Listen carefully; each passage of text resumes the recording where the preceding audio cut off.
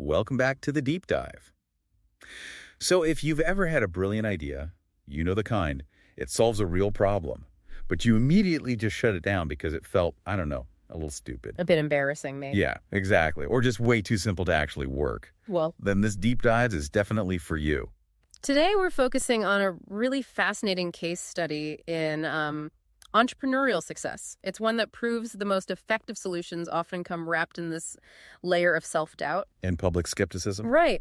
We're looking at the story of Rachel Kim, the freelance photographer who invented the dog selfie stick. Okay, let's unpack this. Yeah. Our goal here isn't just to, share a quirky story about a pet accessory. No. Our mission is to really pull out the practical wisdom from what Rachel herself called her dumbest success. Mm-hmm.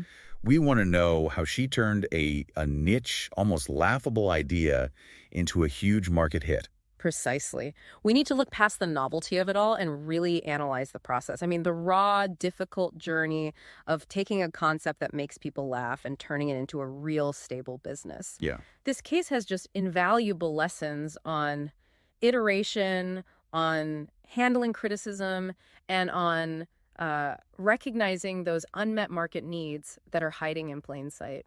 The starting point is just so relatable for, millions of pet owners. Rachel was a professional photographer. Right. So her whole life was about perfecting composition and light.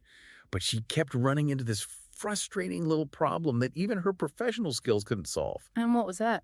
Getting her own dog to look at the camera for a decent picture. And this is such a critical point. Rachel wasn't trying to, invent a whole new category. She was just trying to solve a tiny personal friction point in her own life. A micro frustration. That's it. The core concept here is that true value can emerge when you just commit to solving your own small problems.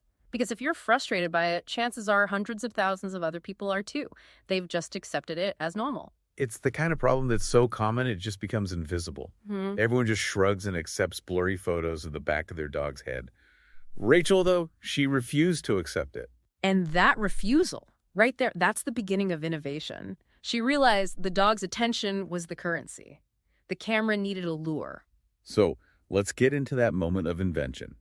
How does Rachel Kim, the photographer, become Rachel Kim, the inventor? Well, it came from pure necessity, and it was just stunningly simple. She was on a photo shoot, needed her dog to focus on the lens. Okay. Her immediate solution was to use the one thing her dog couldn't possibly ignore. The tennis ball. The tennis ball. She literally just stuck a brightly colored tennis ball right on top of her phone near the lens. And it worked instantly. It worked beautifully. The dog was completely fixated on the ball, and she got this perfectly framed photo, dog looking right at the camera.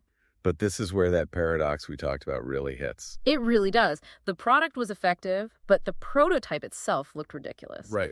Rachel said when she showed it to her friends, they just burst out laughing. And it's that laughter, that moment of social embarrassment that so often kills these kinds of genuinely novel ideas. That social cringe factor is so interesting.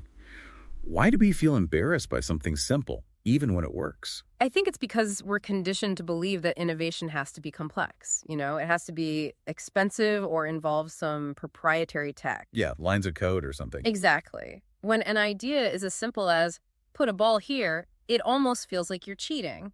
That little voice in your head says, if this was a good idea, wouldn't someone have already done it? And she admitted the laughter made her feel completely foolish. Even though she was holding the proof in her hand, a perfect photo of her dog. So the challenge wasn't the engineering. It was the psychology of it all. Overcoming that self-doubt. That's exactly. This is the crucible for these simple, novel ideas. The inventor has to deal with two conflicting realities. The product works, but socially, it looks like a joke. But she pushed past it. She pushed past it, which is the step that matters. And she took action. She didn't just hide the tennis ball away. She tested some prototypes with friends, other frustrated pet owners. And their photos turned out great. They did. And with that little bit of validation, she moved straight to selling her creation online. That move is so crucial. It is. She didn't waste time trying to make it look sophisticated. She just packaged the simple utility of it and put it out there as an experiment. And that taught her the first lesson. Utility outweighs perceived silliness. Okay, but introducing a product that is essentially a tennis ball on a phone clip, that's going to get some criticism. Oh, the resistance was swift. People immediately called it a gimmick, just a fleeting fad. And worse, Rachel's own family. They thought she was just wasting her time on something so trivial. That's what stops so many people, isn't it? The fear of being seen as trivial. It's one thing to get it from strangers, but from your own support network. No. That must have been tough. It's a validation crisis. And the criticism wasn't just abstract either. She faced real, tangible business setbacks right away. This wasn't a smooth ride. Absolutely not. This was not a frictionless journey from silly idea to instant wealth. Her initial batch had serious quality issues. The prototypes. Yeah, the first prototypes, they were rushed to market and they broke easily. The plastic clasps just weren't durable enough for different phones or, a playful dog trying to grab the ball. So that leads to bad reviews. A flood of them. And critically, she had to start issuing customer refunds, which meant she was actually losing money. This is a brutal start. Completely brutal. She's losing money. Customers are unhappy. And that fear that everyone was right, that it really was just a worthless gimmick, that became very real. She said she felt like a complete failure. That moment right there. Yeah. Facing financial loss, public ridicule, knowing you could just walk away.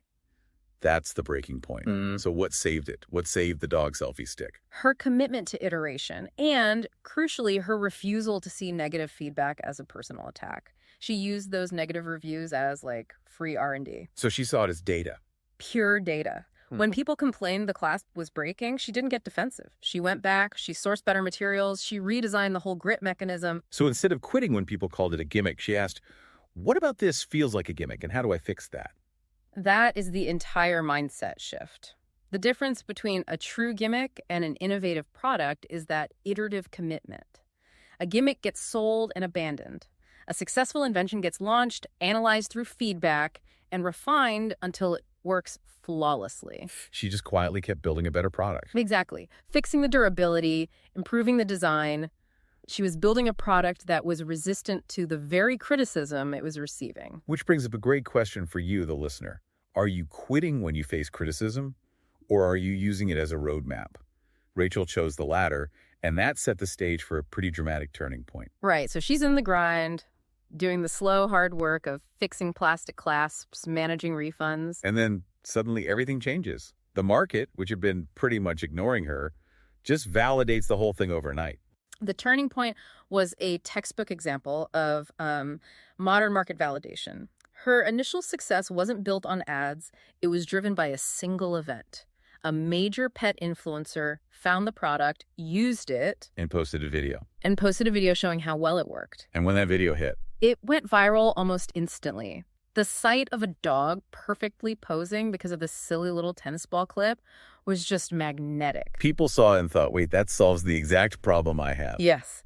Orders just poured in overnight. It went from a small, loss-making side project to an overnight sensation. I can only imagine the sheer panic of that moment. This overwhelming excitement mixed with the terror of realizing you are not prepared for 1,000% increase in orders. That's precisely what she faced. It was a classic supply chain shock. She was a solo operator running everything from her house. Now she had a backlog of thousands of units. So the challenge wasn't marketing anymore, it was logistics. Logistics, quality control, cash flow, everything. So how did she manage that transition from a one-person show to a business that could handle that kind of demand? What were the tactical steps? Well, she got tactical very fast, which is the mark of a great entrepreneur. First, she immediately hired help. Just to pack boxes. Not just to pack boxes, but for customer service, for accounting, all the things that would let her focus on strategy. Second, even in that scramble, she stayed committed to quality. She kept improving the product based on feedback from this new, massive user base. That's a point that so often gets forgotten in the chaos of scaling. You can't let growth compromise the quality that got you there in the first place. You can't.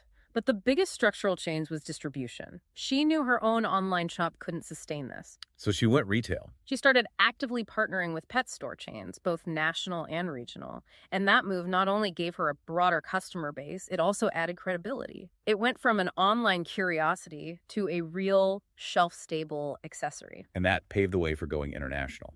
It did. The dog selfie stick had made the leap. It went from this embarrassing, broken prototype to an essential must-have item for modern pet owners. So the viral moment wasn't what invented the solution. It just provided the massive, immediate validation that all her hard work had earned. Well said. But while the story ends happily, the source material focuses a lot on the emotional roller coaster of it all. It sounds like the success didn't really eliminate the hardship. It just changed the kind of stress she was under. That's absolutely true. The success demanded intense personal sacrifice.